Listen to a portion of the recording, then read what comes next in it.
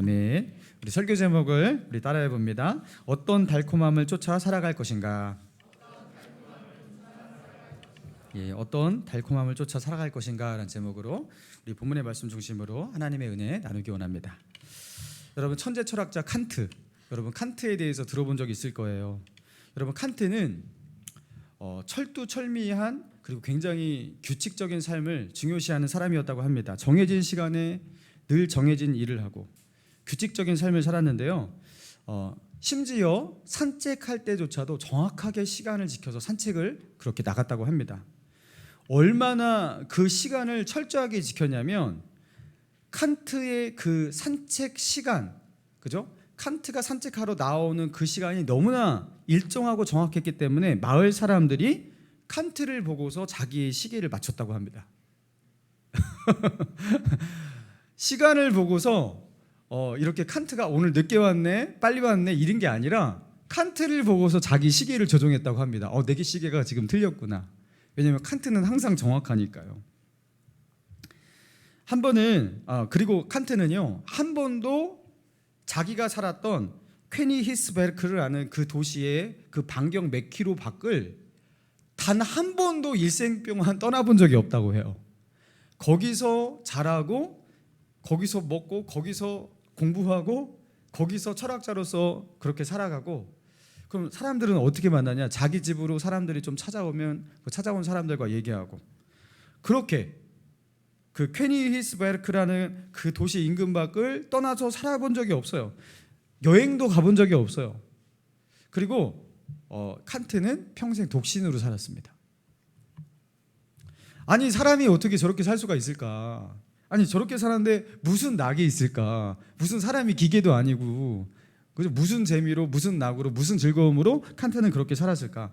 근데 칸트는요, 죽기 전에 이런 말을 남겼대요. 아주 괜찮았어.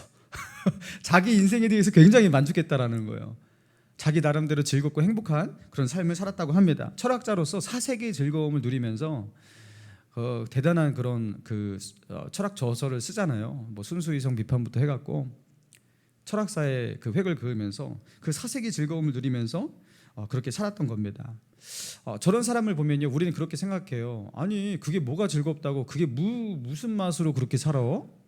여러분, 31가지 아이스크림을 팔고 있는 그 가게를 아실 겁니다. 거기서 아이스크림 한 개를 늘 고를 때 어떤 생각을 합니까? 나는 이게 제일 맛있어. 내가 먹어보니까 이게 제일 맛있더라. 그러면서 왜 사람들은 이게 제일 맛있는 것을 잘 모르지? 하면서 그렇게 먹을 때도 있어요. 그죠? 근데 다른 사람은요, 다른 아이스크림을 집어들면서 이게 제일 맛있어. 왜 다른 사람은 이걸 모르지? 하면서 자기가 먹는 아이스크림을 제일 맛있게 생각하면서 그것을 선택하는 거예요. 자기가 가장 좋아하는 그 아이스크림이 진정 맛있는 아이스크림이라고, 이게 가장 달콤한 것이라고 그렇게 여기면서 살아간다라는 거예요. 여러분, 칸트는 철학자로서 그 사색의 즐거움이 최고의 즐거움이고 기쁨이고 인생의 낙이라고 생각하면서 그 즐거움 속에서 그렇게 살아간 거예요. 여러분, 하나님은요, 이 땅에 있는 기쁨과 즐거움, 그것이 절대적인 것으로, 그래서 이것 하나만 즐거움이야, 이것 외에는 즐거움이 없어, 기쁨이 없어, 달콤함이 없어, 이렇게 만들지 않으셨다라는 거예요. 이 땅에는 수많은 즐거움과 기쁨들이 있습니다. 그리고 어떤 것을 좋아하고 즐거워하고 기뻐하잖아요. 그리고 그것을 하기 시작하잖아요. 그것을 맛보기 시작하잖아요. 그러면 그것에 매료가 됩니다. 그리고 그것에 더 깊은 맛을 알게 됩니다. 그래서 그것을 더 달콤하고 더 맛있고, 그리고 그 기쁨을 더 알게 됩니다. 그것에 더 빠지게 됩니다. 그러면서 자기가 그것을 선택한 선택이 쌓여서 결국에 어떻게 되는 거예요? 자기가 선택한 그 달콤한 맛에 길들여지는 거예요. 그래서 나는 이게 제일 좋아, 이렇게 되는 거죠.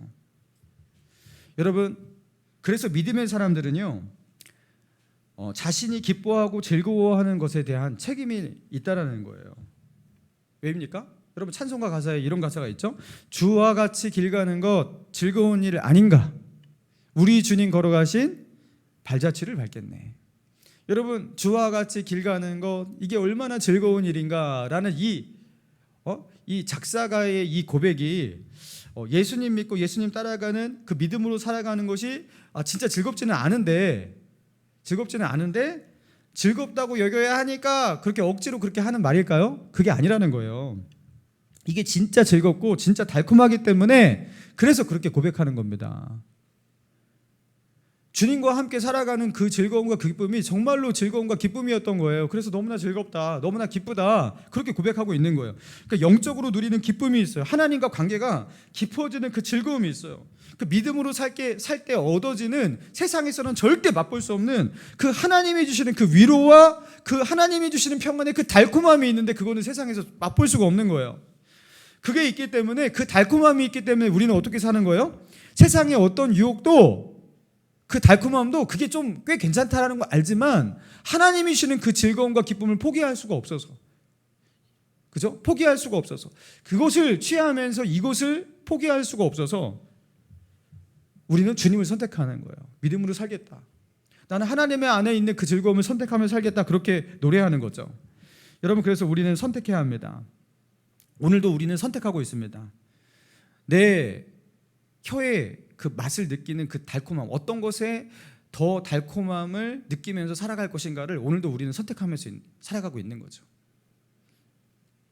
여러분, 그런 맥락 속에서 오늘 본문의 말씀을 우리 살펴봅니다. 자, 오늘 본문에 나와 있는 이 삼손을 보면 자신이 세상의 그 달콤함을 너무나 많이 느끼고 있는 삼손을 볼 수가 있는데요. 어찌 보면 욕망의 포로가 된 삼손의 모습을 보게 됩니다. 자, 1절 보니까 삼손이 딥나에 내려가서 거기서 블레셋 사람의 딸들 중에서 한 여자를 보고 올라가서 자기 부모에게 말하여 이르되, 내가 딥나에서 블레셋 사람의 딸들 중에서 한 여자를 보았사오니 이제 그를 맞이하여 내 아내로 삼게 하소서 하며, 그의 부모가 그에게 이르되, 내 형제의 딸들 중에나 내 백성 중에 어찌 여자가 없어서 내가 할례 받지 아니한 블레셋 사람에게 가서 아내를 맞으려 하느냐 하니, 삼손이 그의 아버지에게 이르되, 내가 그 여자를 좋아하오니 나를 위하여 그 여자를 데려오소서. 자, 삼손이 지금 딥나에 내려가서 블레셋의 딸의 그 아름다움에 매료가 됐던 거예요. 꽂혔어요, 한마디로. 그래갖고 자기 부모에게 갑니다. 왜 부모에게 가갖고 이 이야기를 할까? 성인이 되었으면 자기가 그냥 결혼하면 되지.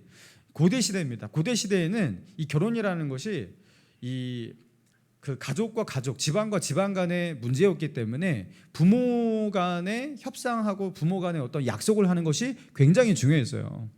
그죠? 우리도 그랬잖아요, 조선시대 때. 그죠? 그래서 결혼하는 날 처음 보고 막 그런 일도 있었다고 하잖아요. 그러니까 삼손의 부모가 나서줘야 되는 거예요.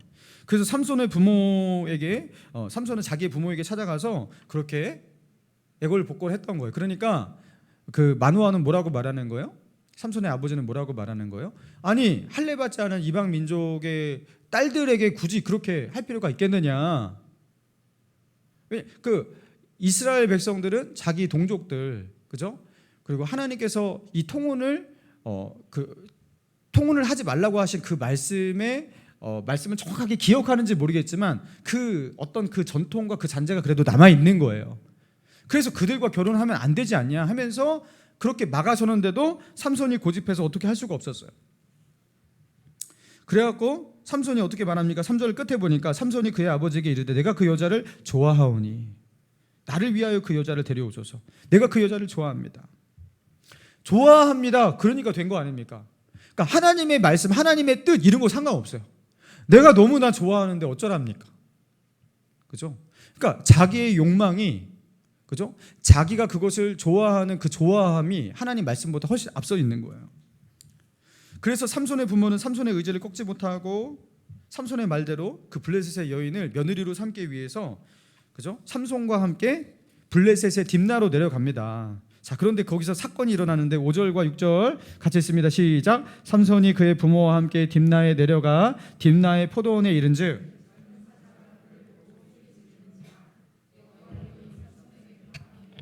그가 손에 아무것도 없이 그 사자를 염소 새끼를 찢는 것 같이 찢었으나 그는 자기가 행한 일을 부모에게, 자, 부모와 함께 블레셋의 딥나로 함께 내려갔어요. 그러니까 부모를 만나게 하기 위해서, 그쪽 부모와 여기 부모가 만나게 하기 위해서. 그런데 딥나에 내려가서 딥나에 있는, 블레셋 딥나에 있는 포도원에 이르렀습니다.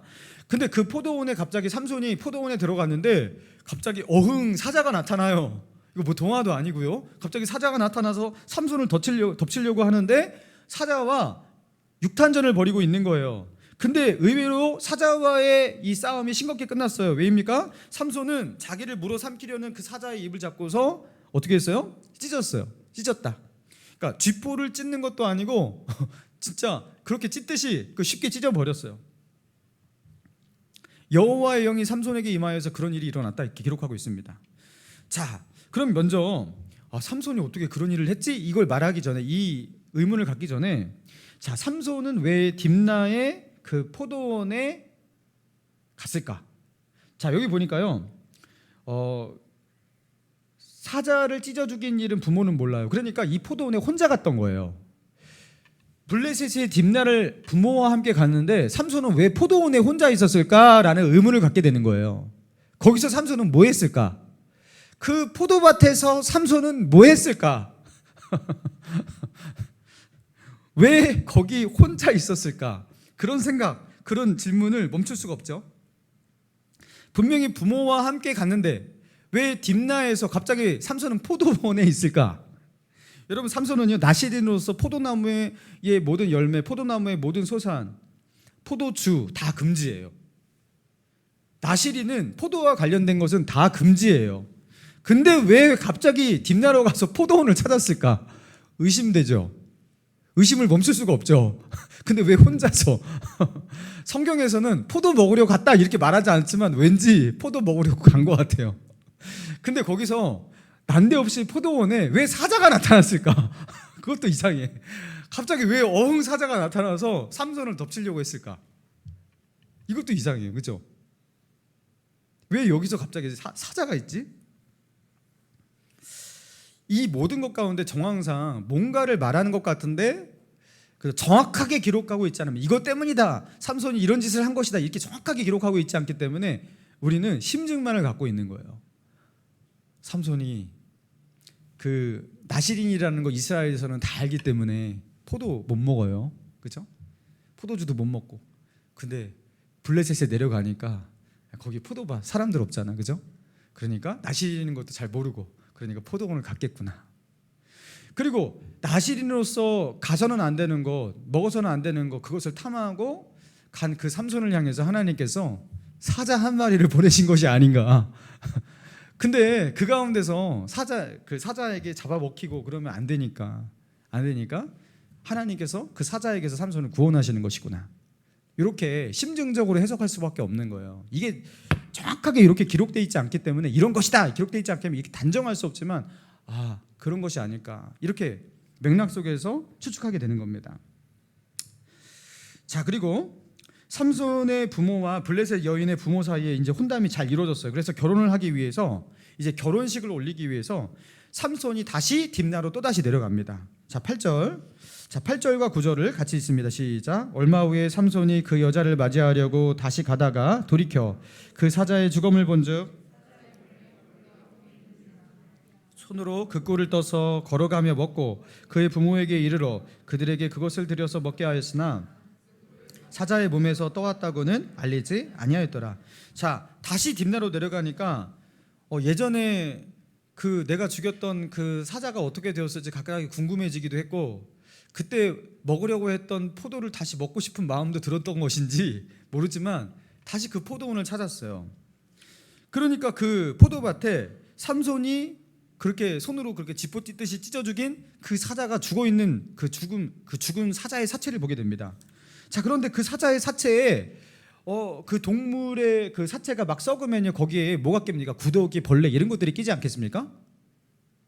막 부패되고 막 그런 것들 있잖아요. 근데 여기에 벌떼가, 아니 왜 짐승의 주검에 벌떼가 있죠?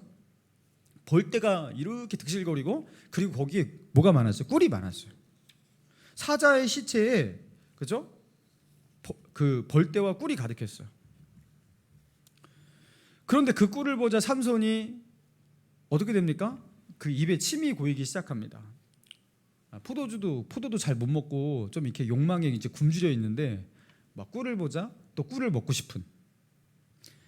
그래서 그냥 갈 수가 없었어요. 그래갖고 그 사자의 주검에 그렇게 있는 그 꿀을 손으로 퍼담습니다. 이제 퍼담았다고 이제 볼 수가 있는 이유가 뭐냐면 그곳을 가다가 가면서 꿀을 먹었다라는 기록도 있고, 그리고 집에 도착해 갖고는 자기 부모님에게 남은 꿀을 드렸다라는 기록도 있어요. 그러니까 굉장히 상당한 양의 꿀을 거기서 수확한 거예요. 그걸 손으로 담을 수가 없잖아요, 그죠? 그러니까 어떠한 용기를 만들어 갖고 거기다 꿀을 퍼담은 거예요. 막 신나게 퍼담은 거예요. 막 그러면서 사자 막 들쳐내면서 막 이렇게 막 퍼담고 막 긁어내고 하면서 꿀을 퍼담은 거예요. 자, 그런데 그렇게 하고 그 맛있는 꿀을 부모에게까지 드렸어요. 그런데 부모에게는 어떻게 했어요? 이 꿀이 어디서 났는지를 알리지 아니하였대요. 이게 사자의 시체에서 꿀이 났다라는 거 굉장히 특종 아니겠습니까? 야, 내가 봤는데 세상에 어떻게 짐승의 시체에서 꿀이 나오죠? 벌이 왜 거기에 꼬여갖고 거기에다가 그렇게 꿀을 벌집을 만들어 놓고 꿀이 거기에 그렇게 가득했죠? 신기합니다. 이렇게 말할 법도 한데 그걸 말할 수가 없었어요. 왜 삼손은 그것을 부모에게 알리지 않고 말하지 아니하였을까요? 나시린은 사람이건 짐승이건 사체에다가 손을 대서는 안 되기 때문에 그렇습니다. 나시린이 만약에 사체와 접촉을 하게 된다면 굉장히 큰일이 일어나요. 자, 나시린에 관한 그 법도를 말하고 있는 민수기 6장에 보면요, 나시린에 대해서 언급하면서 누가 갑자기 그 곁에서 죽어서 스스로 구별한 자의 머리를 더럽히며 나시린을 말하는 거죠. 그의 몸을 정결하게 하는 날에 밀 것이니, 그러니까 자기가 의도치 않게 시체와, 그러니까 옆에 있는 사람이 갑자기 죽어갖고 의도치 않게 이 사람이 죽어갖고 갑자기 나는 의도치 않게 시체와 접촉이 됐다라는 거예요. 그러면 나시린은 시체와 접촉을 하지 않고 자기 부모가 죽어도 부모의 시체에 손을 대면 안 되는데 의도치 않게 됐어요. 그러면 어떻게 하느냐? 7째 날에는 그 머리를 밀 것이요 8째 날에는 산비둘기 2마리와 집비둘기 새끼 2마리를 가지고 회막문에 가서 제사장에 줄 것이요 제사장은 그 하나를 속죄제물로 하나는 번제물로 드려서 그 시체로 말미암아 얻은 죄를 속하고 또 그는 그 날에 그의 머리를 성결하게 할 것이며 자기의 몸을 구별하여 여호와께 드리는 날을 새로 정하고 1년 된 순양을 가져다가 속건제물로 드릴지니라. 자기의 몸을 구별할 때 그 몸을 더럽혔은즉 지나간 시간은 무효니라. 지나간 시간 다 무효가 돼요. 다시 시작해야 돼요. 나시린의 법은 이러하니 자기 몸을 구별한 날이 차면 그 사람은 회막문으로 데리고 갈 것이요 그는 여호와께 헌물을 드리되 번제물로 1년 된 흠없는 순양 한 마리와 속죄제물로 1년 된 흠없는 어린 암양 한 마리와 화목제물로 흠없는 순양 한 마리와 등등 해갖고 뒤에도 되게 많아요. 이걸 다 읽을 수가 없어요. 그러니까 이게요, 나시린이 시체와 접촉하면 이거 큰일 나는 거예요. 그러니까 말하지 않는 거예요. 이 달콤한 꿀이 어디서 났는지를 말하지 못했던 거예요. 여러분, 삼손은 그거를 말할 수 없는 부정한 것이라는 거, 이거 해서는 안 되는 일이라는 것을 알면서도 어떻게 한 거예요? 그 달콤한 꿀을 보고서 지나칠 수가 없어서 여러분 그 사체에 손을 대고 그 꿀을 그렇게 습득한 겁니다. 자, 보세요. 지금까지 이 기록을 보면요, 삼손은요 나시린처럼 살고 있어요? 나시린처럼 살지 않고 있어요? 전혀 나시린처럼 살고 있지 않아요. 절대로 이스라엘 백성으로서, 나시린은커녕 이스라엘 백성으로서 탐해서는 안 되는 것을 탐하고 욕망하고 있어요. 먼저 블레셋 여인을 탐하고 있어요. 블레셋 여인을, 이방 여인과 결혼하려고 하고 있어요. 그리고 부모님 몰래 부모님 놔두고 분명히 부모님과 함께 딥나에 내려가는데 혼자서 포도원에 가 있어. 왜 갔지? 그리고 그 포도원에서 사자를 만났는데 그것을 찢어 죽였는데 거기서 이제 그 사체에서 구더기와 그죠? 그 벌레로 득질거려야 된 그 사체에서, 그 부정한 사체에서 벌이 있고 벌에 꿀이 있어. 그게 달콤해. 그 부정한 짐승의 사체에 달콤한 그 꿀이 묻어 있으니까 삼손은 그것을 지나치지 못합니다. 그것을 외면하지 못합니다. 여러분, 우리가 죄 짓는 이유가 무엇이죠? 그게 순수하게 죄야, 더러운 거야, 이렇게만 여긴다면 그것은 우리가 멀리할 수 있어요. 그런데 거기에 달콤한 것이 같이 있기 때문에, 그렇죠? 죄에는 항상 달콤함이 같이 묻어 있잖아요. 거기에 꿀이 발려져 있단 말이에요. 그러니까 죄를 짓는 거거든요. 여러분, 이 나시린이지만 나시린처럼 전혀 살지 못하는 이 오직 욕망에 따라서, 본능에 따라서 그렇게 본능을 쫓아 살아가는 그 삼손의 모습을 보게 됩니다. 여러분, 그런데 우리가 이해하기 참 어려운 부분이 뭐냐면요, 오늘 본문에 또다시 4절. 자, 같이 읽습니다. 시작. 그때 블레셋 사람이 이스라엘을 다스린 까닭에 삼손이 틈을 타서 블레셋 사람을 치려 함이었으나 그의 부모는 이 일이 여호와께로부터 나온 것인 줄을. 자, 삼손이 블레셋 여인과 결혼하려는 의도가, 삼손 본인의 의도가 블레셋 사람을 치기 위해서 본인이 의도했다가 아니에요. 그런 뜻이 아닙니다. 이게 하나님의 의도라는 거예요. 삼손은 본능에 끌리는 삶을 살고 있는데, 본능에 끌려서 죄악된 삶을 살고 있는 그 삼손을 통해서 하나님은 뭐 하신다? 블레셋을 친다. 그리고 블레셋을 치고 이스라엘을 구원한다라는 하나님께서 그 망나니와 같은, 그렇죠? 욕망을 쫓아 살아가고 있는, 나시린으로서 해서는 안 되는 것을 하고 있는 그 망나니와 같은 그 삼손의 삶까지도 사용하셔서 하나님은 이스라엘을 구원하는 일에 그 삼손을 사용하신다. 아니 왜 이런 자를 사용하시지? 그런 생각이 들게 합니다. 자, 그리고 6절에서도요. 여호와의 영이 삼손에게 강하게 임하니 그 손에 아무것도 없이 그 사자를 염소 새끼를 찢는 것까지 찢었으나, 아니 포도원에 나시린으로서 가서는 안 되는 그 포도원에 왜 가요? 포도원에 왜 가요? 여러분 갑자기 삼손이 포도원에 왜 가요? 여러분 물어보면은 포도원에 뭐 하러 갑니까? 포도 먹으러 가겠죠. 포도를 따라가겠고, 그죠? 근데 그곳에 갔는데, 그래서 하나님께서 너 이놈 새끼 거기 왜 왔어 하면서 사자 한 마리 보내신 것 같아요.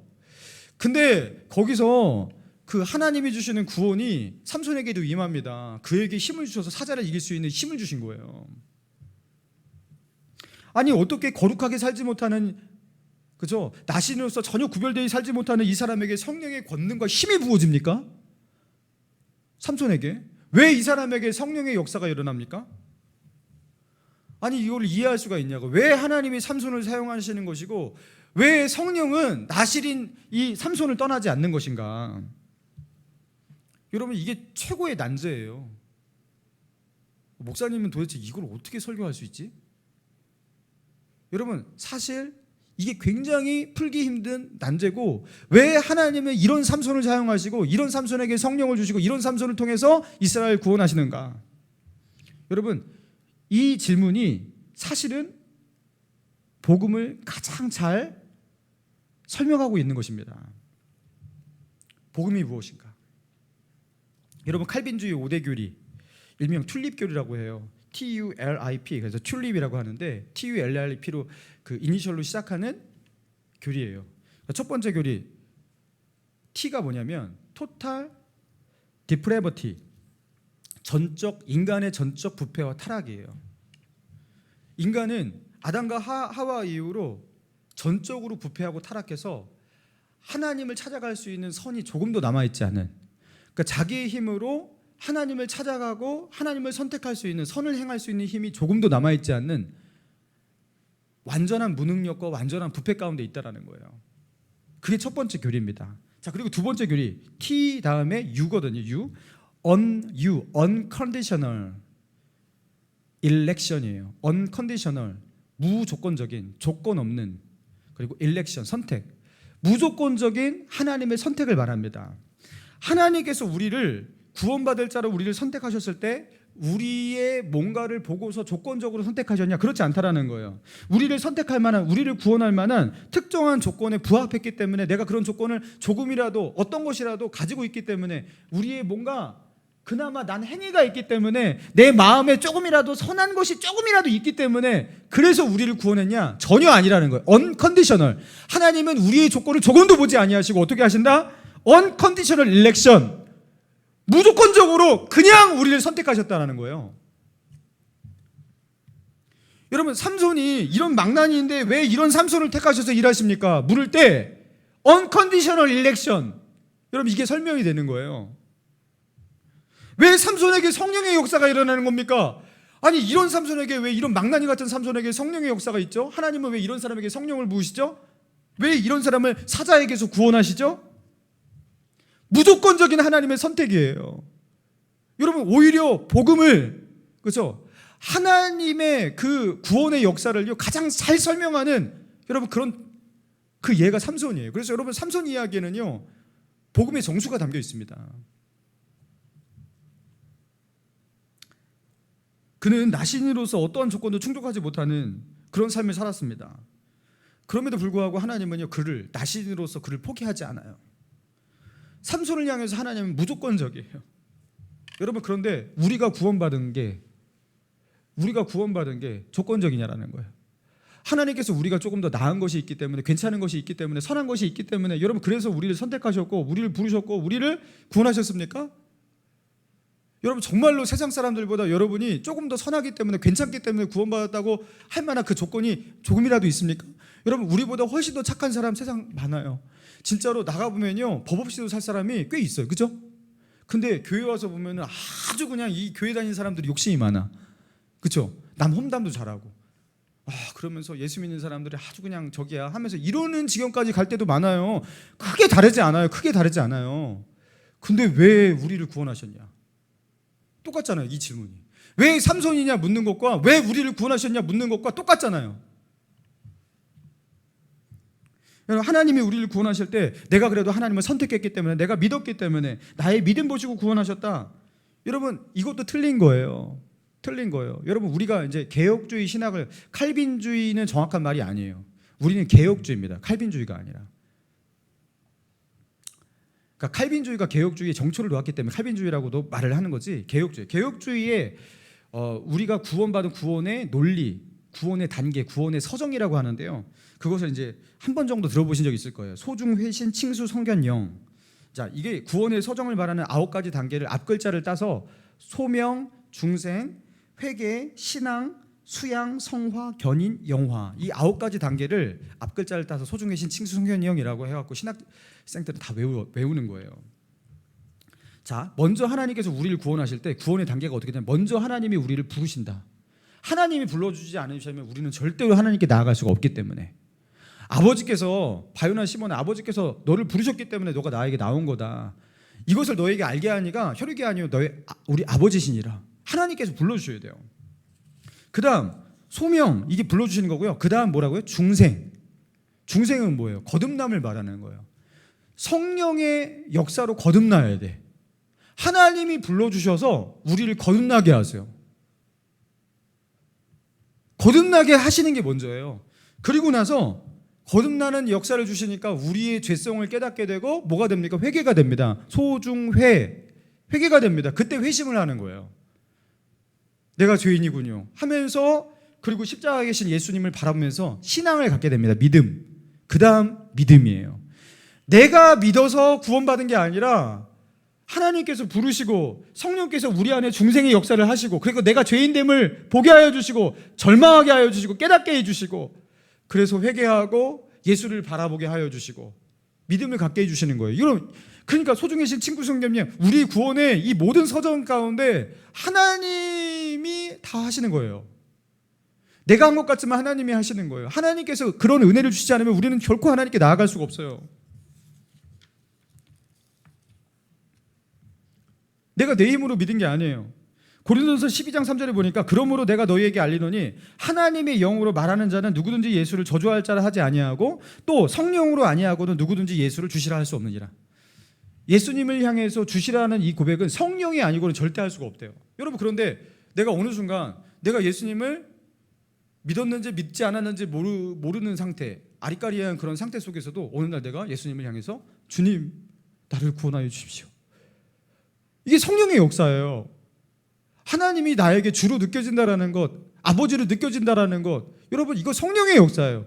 교회에 왔는데 갑자기 마음이 열리고 따뜻해지고 내가 올 곳에 왔구나 하면서 이 마음이 열리는 거, 이거 그냥 되는 게 아닙니다. 이 보통 사람들 오면요, 거부감 느끼고 오기 싫어지고 막 머리 아프고 막 뛰쳐나가려고 하고 다시는 안 와야지 이렇게 되는데, 이상하게 나는 여기 오니까 마음이 평안해지고 내가 그 하나님을 믿어야 될 것 같고, 이거 성령의 역사예요. 이게 하나님께서, 내가 그래서 어떻게 믿었는지를 모르겠어요, 이렇게 말하는 사람들이 굉장히 많아요. 여러분, 그러니까 하나님께서 우리에게 믿게 하시는 거예요. 우리를 구원하시는 거예요. 근데 조건이 없어요. 내가 세상 사람보다 나은 게 하나도 없었거든요. 여러분, 그러니까 우리가 삼손을 보면서, 야, 이 삼손 진짜 삼손은 삼손이구나, 역시나 역시구나, 이런 삼손 같으니라고 진짜 한심하구나 하면서 삼손을 욕할 게 아니라는 거예요. 내가 삼손이니까. 내가 삼손이잖아요. 삼손 같은 나를 택하시고 부르시고 중생케 하시고 하나님을 믿게 하시고, 그래서 하나님의 은혜를 알게 하여 주시고 하나님의 자녀 되게 하신 이 모든 것, 내가 삼손이, 내가. 여러분, 이 속에서 하나님의 은혜의 그 복음을 경험하시기 바랍니다. 여러분, 그래서 이 복음이 여기에 숨겨져 있다는 거, 그리고 이런 삼손의 삶을 보여주시면서, 야, 너희도 그러니까 삼손처럼 살아도 내가 너희를 포기하지 않고 너희를 버리지 않을 거니까 괜찮아 하면서 우리에게 여유롭게 살 수 있도록 이 땅에 있는 그 달콤함을 쫓아서 삼손처럼 그렇게 살아도 된다고 이 말씀을 주시는 걸까요? 그렇지 않죠. 삼손은 우리에게 주시는 뭐예요? 이렇게 살아도 된다가 아니라 이렇게 살지 말라라는 반면교사예요. 반면교사예요. 삼손은 세상의 달콤함을 쫓아 살아갔습니다. 사람을 탐하면서 색욕을 품었습니다. 포도밭에 포도를 탐하고 사자의 시체가 있는 꿀을 탐하고, 하나님께서 금하신 것, 부정한 것과 같이 있을 때 아버지 그것과 맞닿아있는데도 불구하고 그 꿀의 달콤함을 취하기 위해서 그 부정한 것을, 그 죄악된 것을 서슴지 않고 행했습니다. 그래서 그 달콤함을 쫓아 살아가고 있는 삼손의 모습을 보게 하시면서 하나님은 우리에게 물으시는 거예요. 어떻게 해요? 너도 삼손과 같이 살고 있지 않느냐? 너도 삼손처럼 그렇게 살고 있지 않느냐? 여러분, 꿀이 어디에 묻혀 있어요? 부정한 것에 묻혀 있어요. 죄악된 것에 같이 섞여 있어요. 달콤한 것과 죄악이 같이 있어요. 여러분, 그러면 우리는 어떻게 합니까? 우리는 어떻게 살아야 돼요? 여러분, 그 달콤함을 어떻게 뿌리치면서 살아야 돼요? 삼손이 이 본능을 이기지 못하고 이 욕망을 주체하지 못하고 살았는데, 여러분, 우리라고 별 수 있어요? 여러분, 우리는 어떻게 살아야 됩니까? 그 꿀의 달콤함을 어떻게 거절하며 살 수 있습니까? 여러분, 그 해결책이 무엇이죠? 여러분, 그 꿀보다, 그 세상에 주는 달콤함보다 더 달콤한 것이 여러분에게 있어야 합니다. 하나님께서 순종하는 자녀에게, 하나님을 가까이 하면서 하나님과 함께 살아가는 자들에게 주시는 그 영적인 위로와 평안, 그리고 하나님과 함께하는 기쁨, 그리고 하나님과 함께하는 그 관계 속에서 누리는 그 기쁨과 즐거움. 여러분, 세상의 유혹, 여러분 세상의 것도 달콤한 게 굉장히 많다라는 거 알아요. 그렇지만 하나님 안에 있는 즐거움이, 그 달콤함도 나는 알아요. 거룩한 사람이 살아가는 그 달콤함이 무엇인지 알아요. 여러분, 그런데 삼손은요, 무엇을 택한 거예요? 세상에 있는 그 달콤함에 자기의 맛을, 그죠, 자기의 입맛을 그렇게 길들여 버린 거예요. 그게 전부인 것 같이 살아가는 삶이 돼버린 거예요. 그러나 그가 만약에 하나님을 찾았더라면, 그리고 하나님과 동행했더라면, 하나님이 주시는 은혜 속에 살았더라면, 여러분, 이 달콤함을 거절할 수 있을 거예요. 왜냐하면 이 달콤함을 취하면 하나님 안에 있는 그 달콤함을 맛볼 수 없기 때문에. 여러분, 그래서 성경은 우리에게 말합니다. 시편 34편 8절에 이런 말씀이 있어요. 너희는 여호와의 선하심을 맛보아 알지어다. 너희는 여호와의 선하심을 맛보아 알지어다. 그에게 피하는 자는 복이 있도다. 여러분, 무엇을 맛보라고요? 여호와의 선하심을 마치 입맛으로 이렇게 맛을 느끼듯이 맛보래요. 하나님의 선하심을 맛보고 하나님의 은혜의 맛을 보고 그분과 함께 살아가는 삶의 그 능력이 무엇인지 맛보고, 그러면서 우리가 그 맛을 보면서 어떻게 되는 거예요? 그 맛에 길들여집니다. 이게 진짜 계속 맛보면요, 계속 맛보니까 맛이 없네 하지 않잖아요. 여러분, 김치가 어느 날 맛이 없어져 갖고 김치는 이제 안 먹어 하시는 분은 한국 사람 아니잖아요. 그죠? 혹시 그런 사람이 있다면 죄송합니다. 그렇죠? 거의 없는 것 같아요. 제 주위에는 없어요. 김치를 안 먹어 막 이런 사람 없어요. 김치를 평생 먹어왔는데 또 김치를 먹어 하면서 이런 사람 없잖아요. 그죠? 왜냐하면 김치의 맛을 길들였기 때문에. 제가 몽골 가니까 몽골 사람들은요, 삼시세끼를 아침도 고기, 아침은 양고기, 점심은 소고기, 저녁은 뭐 다시 양고기, 고기만 먹어요. 야채도 안 먹어요. 너무 신기했어요. 그 느끼해서 어떻게 먹어요? 그러니까 그분들은 단기 종교 가고 이제 우리가 막 그 뭐 비빔밥 이런 거 먹으니까 어떻게 풀만 먹어요? 막 하면서 막 이러면서 끔찍해하더라고요. 우리는 그들 보면서 느끼해 어떻게 먹어요? 막 이러고 서로 막 절레절레하면서 싫어 막 이러면서 여러분, 뭘 말하는 겁니까? 길들여지는 거예요. 내가 어떤 맛에 길들여질 것인가, 그 선택은 나의 몫이라는 겁니다. 사랑하는 성도 여러분, 그러니까 먼저 우리가 어떻게 길들여져야 돼요? 하나님의 말씀을 사랑하기로 선택하면서 성경을 보시고, 성경을 열심히 보면서, 성경이 목사님이 읽으라니까 내가 한번 읽어봤는데 진짜 어렵고 진짜 재미없구나, 역시 나는 아니야, 이러지 마시고 그러지 마시고, 아니 역시 성경 읽으면 졸립구나, 어렵구나, 이러지 마시고 어떻게 하라는 거예요? 내가 성경을 가까이 하니까 뭔가 하나님의 인도하심이 있구나, 이 속에서 내가 하나님을 이렇게 만날 수가 있구나, 내가 이렇게 알아갈 수가, 믿음으로 사는 것이 이런 것이구나, 나도 이렇게 이 사람들처럼 이렇게 살아보고 싶구나, 그리고 그렇게 실천하면서 믿음으로 사는 것이 이렇게 행복하구나, 여러분 나도 이렇게 살고 싶다, 여러분 이 맛을 느껴보시기 바랍니다. 여러분, 그러면 어떻게 되는 거예요? 그 맛이 다시 그 맛을 보려고 또 다시 성경 앞으로 들어가는 거예요. 성경 없이는, 하나님 말씀 없이는 살 수 없는 삶이 되는 거예요. 여러분, 예배를 드리면서 예배의 맛을 보시기 바랍니다. 예배도요, 이것도요 맛보는 거예요. 여러분 금요심야 기도회 한번 목사님이 그렇게 나오라고 나왔는데 목사님이 이상하게 금요심야 설 기도회는 한 설교가 15분 정도 더 길 뿐만 아니라 기도회를 왜 이렇게 오래 하고 또 그리고 막 취하는데 막 시끄럽고 막 하면서 나는 안 맞는 것 같아 하면서 가시면 그분은 그 맛을 알기 전에 끝내버린 거예요. 알기 전에 끝내버린 거예요. 맛을 느낄 때까지 한번 가보시기 바랍니다. 맛을 느낄 때까지 기도하시기 바랍니다. 그러면서 어느 날 기도의 능력을 경험하게 되실 거예요. 그리고 이래서 기도하는구나. 이게 그 소리구나. 이게 이 기도의 힘이라는 게 이런 거구나. 여러분 원래 기도가 잘 안 되고 기도를 원래 잘 안 되는 기도가 체질에 안 맞는 그런 사람은 없어요. 기도를 안 하니까 기도의 맛을 모르시는 거예요. 이건 100%입니다. 하나님께서 이 사람은 얘는 기도를 할 수 없는 존재로 만든 그런 사람 없습니다. 본 기도를 하도 안 하니까 기도의 맛을 모르는 거예요.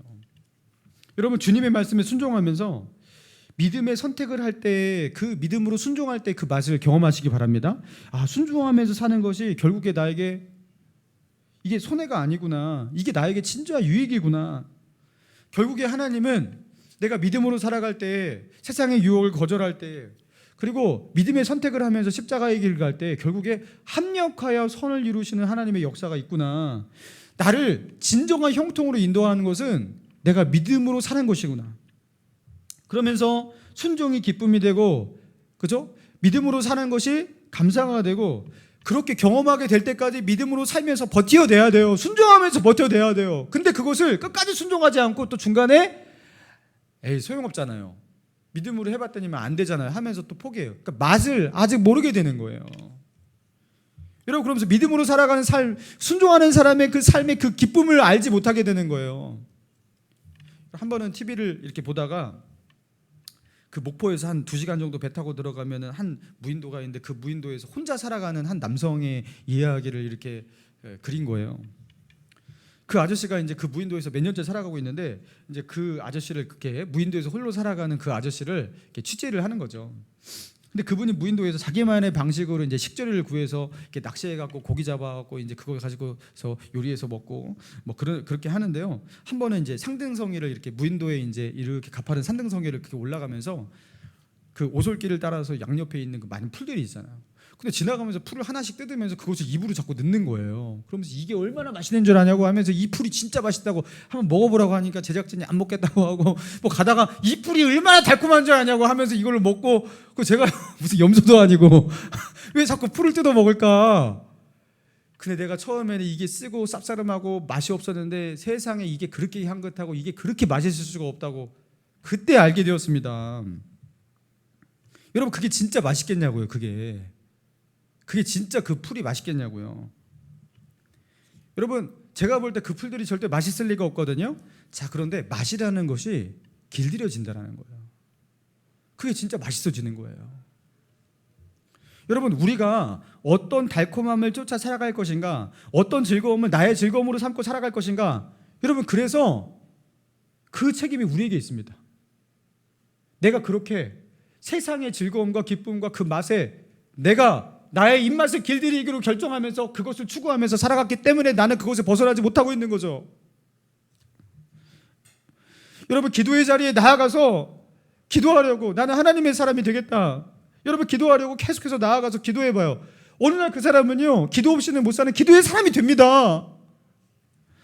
영혼을 섬기고 사랑하고 하나님께서 그렇게 살려고 하시니까 나는 그렇게 살겠어 하면서 영혼을 섬기고 사랑하고 세우고 전도하고 여러분 이런 삶을 살려고 노력하고서 그런 사역 가운데 그런 헌신 가운데 자기의 몸을 그렇게 몸담고 살아가 보세요. 그러면 그 즐거움과 그 맛을 알게 되고 그런 삶이 됩니다. 영혼 섬기는 사람이 됩니다. 거룩하고 정직하고 진실되게 믿음으로 살기 위해서 노력하고 애쓰면서 거칠지만 부딪히는 것이 많지만 거룩한 삶을 이 세상의 그 유혹들보다 그죠? 그 세상의 즐거움보다 이 거룩한 삶을 택하면서 살려고 그렇게 노력하고 살아보세요. 그러면 그 속에서 하나님이 주시는 위로와 기쁨과 하나님의 임재를 경험하면서 믿음으로 살아가는 즐거움이 뭔지를 알게 됩니다. 여러분 우리의 책임이에요. 내가 그 맛에 길들여져서 삼성과 같이 그렇게 된 거예요. 예수님은요, 우리가 세상을 어떻게 이기는지에 대해서 알려주셨어요. 히브리서 12장 2절에 보니까 믿음의 주요 또 온전케 하시는 이 예수를 바라보자 하면서 예수를 바라보는데, 그는 그 앞에 있는 기쁨을 위하여 십자가를 참으사 부끄러움을 개의치 아니하시더니 하나님 보좌 우편에 앉으셨느니라. 자, 예수님은 어떻게 하셨다고요? 그 앞에 있는 기쁨을 위하여 십자가를 참으셨고 부끄러움을 개의치 아니하셨다. 예수님 앞에, 예수님은 뭘 보셨다라는 거예요? 기쁨을 보셨다. 예수님은요, 그 십자가의 너머에 있는 기쁨을 보시면서 그 십자가를 참으셨고, 그 십자가에 있는 그 부끄러움도 참으셨고, 모욕도 참으셨고, 여러분 그 십자가를 견디시고 참으셨어요. 하나님께서 이 너머에 주실 그 기쁨이 있다라는 것, 영광이 있다라는 것, 그리고 그 십자가의 너머에 내가 살릴 수 있는 수많은 영혼들이 있다라는 것을 보면서, 그 기쁨을 바라보면서 십자가를 참으셨대요. 거기서 당하는 모든 벌거벗음과 수치까지도, 모욕까지도 다 참으셨어요. 제자들의 배신, 배반도 참으셨어요. 이 너머에 있는 말할 수 없는 영광이 있고 기쁨이 있고 열매가 있고 은혜가 있다는 걸 내가 알기 때문에 십자가를 그렇게 참으셨대요. 사랑하는 성도 여러분, 우리도 예수님처럼 우리 앞에 놓으신 하나님이 주신 참된 기쁨, 진짜 만족, 그리고 진짜 행복, 진짜 열매, 여러분 그것이 있어요. 믿음을 들어서, 눈을 들어서 그것을 바라보시기 바랍니다. 그리고 세상의 유혹을 뿌리치고 한번 십자가도 줘보고 믿음으로 참아보고 견뎌보고, 여러분 그래서 주 안에 있는 기쁨, 주 안에 살아가는 참된 행복을 놓치지 않는 저와 여러분의 삶 되시기를 주님의 이름으로 축원합니다. 우리